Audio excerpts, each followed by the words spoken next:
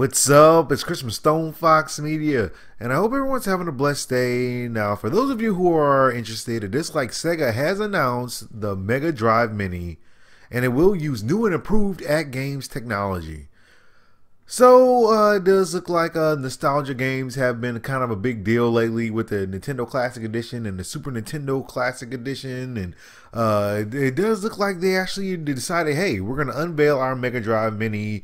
And they did a small little video, only a couple of seconds, showing everybody the Mega Drive and his cool little background that's kind of going with it. Of course, they said it's going to be new and improved, and it's going to contain a good amount of the Sega games that were popular back in the heyday.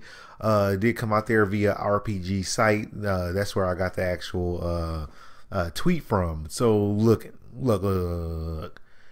As far as I can tell, this looks just like every other Mega Drive I've ever seen at every single Family Dollar / Dollar Tree under the Tuscan sun from this land to the other. I see nothing here that is mind-boggling or mind-blowing. It's going to have Sonic. And what games were popular for Sega back then? Ugh. Man, they had some popular ones, but I just can't remember any. Like, they don't stick out like Mario or Zelda. They don't stick out like that. Like Altered Beast, like Rise from Your Grave. And please not that Castlevania thing that y'all did. I don't even know what that thing was back in the day. But maybe Alex Kidd in Wonderland. Alex Kidd was good. Rock, paper, scissors, everybody. That was a fun game. I don't care what anybody says.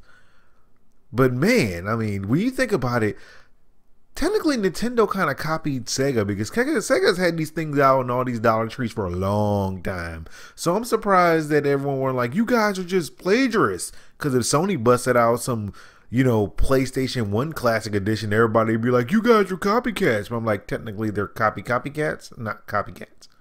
Put it out there. Moving on from that, for those of you who are actually waiting the latest Halo, it does look like Halo 6 may be targeting 4K 60 frames per second according to their job listing. So, of course, the lead graphics developer, it seems like they actually want this job to come about, and 343 Industries did put this out there, and they did say that they are looking for a brand new lead graphics engineer to join their hardworking team for the next big Halo shooter experience. Okay, they can be part of the values and collaboration and innovative thinking and the passion for a player, and basically they want this thing to be the bee's knees. And they did know that everyone kind of pays attention to the job postings that come out from these companies. Okay, 343, Naughty Dog, you name it. If they put out a job listing, they're gonna try and make it sound as interesting as possible while simultaneously letting other people who are interested in the actual series know what they're kind of planning.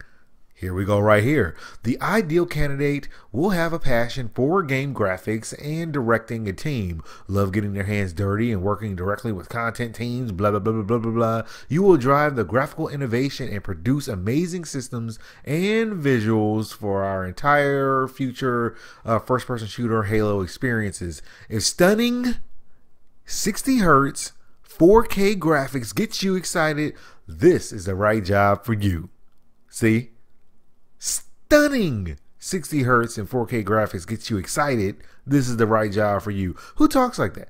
Who tells people like it's 60 hertz? Like if they're a graphics engineer, they already know what you're doing. They already know what that is. Why are you making it sound like it's something that they never heard of unless you're trying to warn us and let us know that this is your goal? So everybody, that's what their goal is for Halo 6. 4K, 60 frames per second.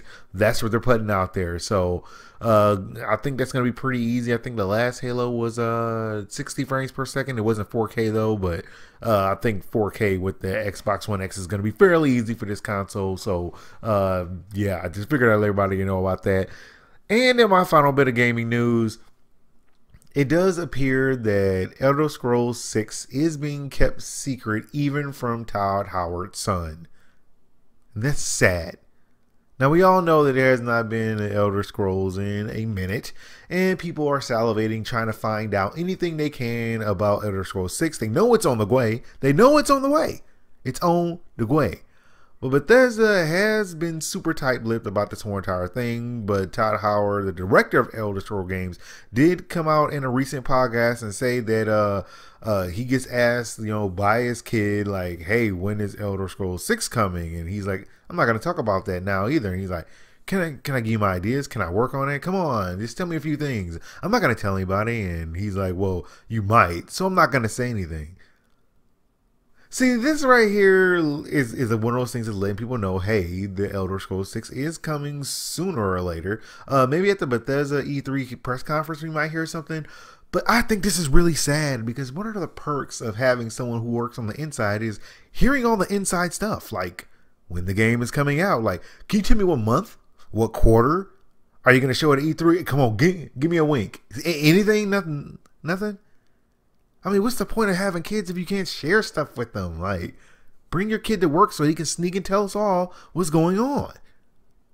I mean, teenagers are really good at keeping secrets.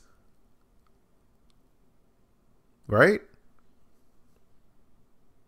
Yeah, sure. Well, that's all the news I got for you guys right now. Like, subscribe, follow me on Twitch, Twitter, and Facebook so as soon as my news becomes available. Thank you guys for watching. God bless, and I'll holler at y'all later.